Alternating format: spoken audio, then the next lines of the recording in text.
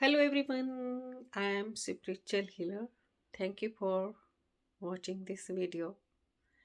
आज हम बात करते हैं कि अवेयरनेस की एनर्जी को कैसे समझें।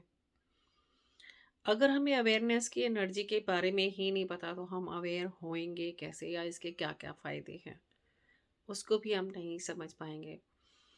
अवेयरनेस मीन्स होशपूर्वक होना।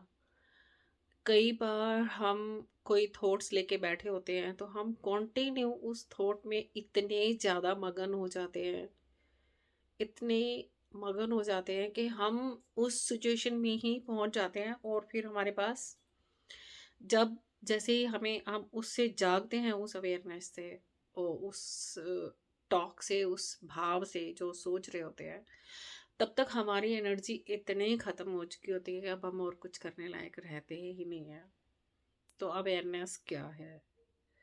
अवेयरनेस है अपनी एनर्जी को जो हम बचा कर रखते हैं, होश पूर्वक रहना। लाइक वो एक टीचर है हमारा। अवेयरनेस है हमारी थर्ड आई चक्रा एक किस्म का, जो कि एक मैनेजर है इस बॉडी का, जो आपको समझाता है कि स्टॉप, इतनी थॉट्स इस बात के लिए काफ़ी है, इट्स ओके। हमारी ऊर्जा कभी हम विचारों में पूरी की पूरी यूज़ कर लेते हैं और कभी पूर्ण रूप से शरीर की इच्छाओं को पूरा करने में कर लेते हैं। कभी अवेयरनेस पूरी की पूरी हम पुराने विचारों को दे देते हैं और वैसा दुख या सुख, जब हम पुराने विचारों में घुस जाते हैं तो वैसा दुख और सुख हम पूर्ण रूप से फील करते हैं और वो सारी एनर्जी वहाँ पर भी खर्च हो रही होती है। सेम वैसी सिचुएशन हो जाती है जैसी उस घटना के टाइम पे हुई थी। वो चाहे अच्छी घटना थी चाहे वो बुरी घटना थी। तो अवेयरनेस के पूरे भाव में जब आप उस सिचुएशन में ही पहुंच जाते हैं तो एनर्जी उस सिचुएशन में पूरी लग जाती है। तो अब इसको पता ही नहीं चलता। कई बार हम बोलते हैं कि मैं क्रोध भी नहीं करना चाहता था, मैं तो बिल्कुल नहीं कुछ भी ऐसा करना चाहता था, पर हम उस वक्त जब हमें कोई क्रोध दिलाता है तो हम क्रोध भी कर लेते हैं। कहीं कोई ऐसी बात चल रही होती है तो हम ईर्ष्या भी कर लेते हैं। कहीं कोई ऐसी बात चल रही होती है तो हम लोभ में भी फंस जाते हैं। मीन्स हम इतनी बेहोशी में झील रहे हैं कि हमें पता ही नहीं है कि वो सिचुएशन हमारे लिए है या नहीं है हमारे लिए। कितनी बार आपने देखा होगा कि हम कोई मूवी देख रहे हैं या कोई एपिसोड देख रहे हैं तो हम उसको देखते देखते उसमें इतने डूब जाते हैं उन इमोशंस के साथ। हम भी रुमाल में हाथ लेके इमोशन वाली सिचुएशंस में हम उन सिचुएशन के साथ रो रहे होते हैं और उन्हीं सिचुएशन के साथ बंधे हुए हम भी खुशी से झूम रहे होते हैं।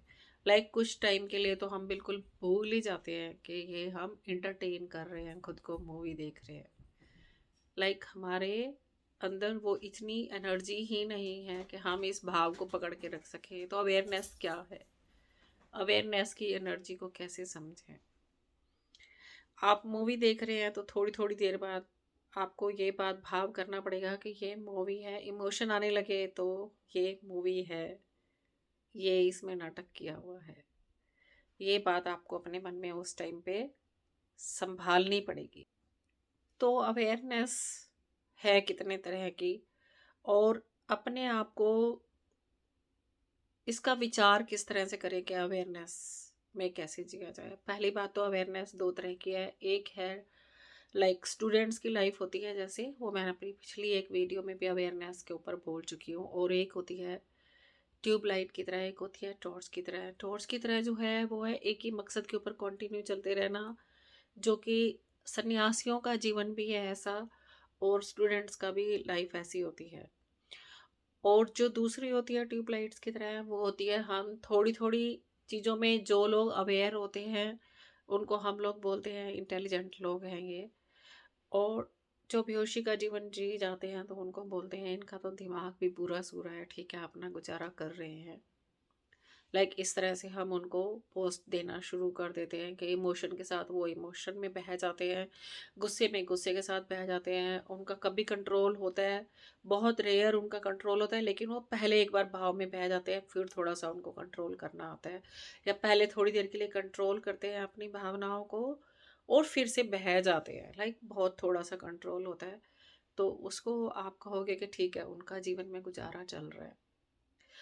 अब ज़रा विचार करो कि छोटी-छोटी बातों में अगर हम अवेयरनेस लाएँ, अवेयरनेस को बनाएँ कैसे? अवेयरनेस की एनर्जी को पहचानें कैसे? जैसे आप खाना खा रहे हैं, तो खाना खाते टाइम होश रखें कि क्या ये मेरे लिए, मेरी हेल्थ के लिए अच्छा है? नहाने गए हैं, तो पानी का ध्यान रखें। कई बार थोड़ा ठंडा शावर भी चला दें और कई बार गर्म पानी भी चलाएँ। जितना कि आपके शरीर के लिए ज़रूरी है। बीच-बीच में होश रखें कि ठंडे पानी से मुझ पर क्या असर हो रहा है, थोड़े गुनगुने पानी से मुझे कितना रिलैक्स मिल रहा है। और मूवी देख रहे हैं तो बीच-बीच में स्टॉप करें। अगर कोई बहुत इमोशनल सीन आ जाता है तो जस्ट अपनी बॉडी को भी देखें।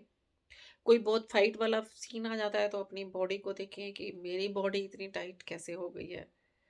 ये फाइट का सीन तो यहाँ पे एक नाटक चल रहा है। कोई बहुत इमोशन वाला सीन आ जाता है तो अपने आप को उसमें मत घुसा दें। उस टाइम पे जस्ट स्टॉप करें और फील करें कि ये तो एक मूवी है।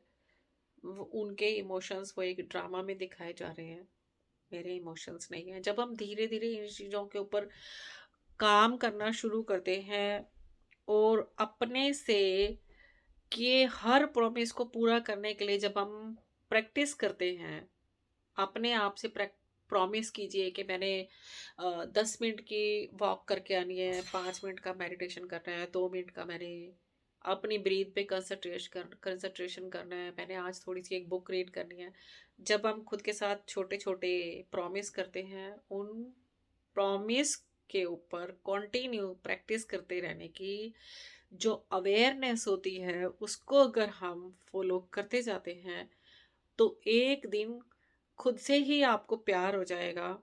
सबके साथ रहते हुए भी अकेले रहने का भी मज़ा ले पाएँगे और अकेले रहकर एकांत का भी आनंद ले पाएँगे। और आप धीरे-धीरे अपने सारी चीज़ों के रिमोट अपने हाथ में रखने लगेंगे। घर में कितनी तरह के लोग हैं जिनसे आप कई बार परेशान भी हो जाते हैं क्योंकि आपके नेचर्स मैच नहीं करते हैं।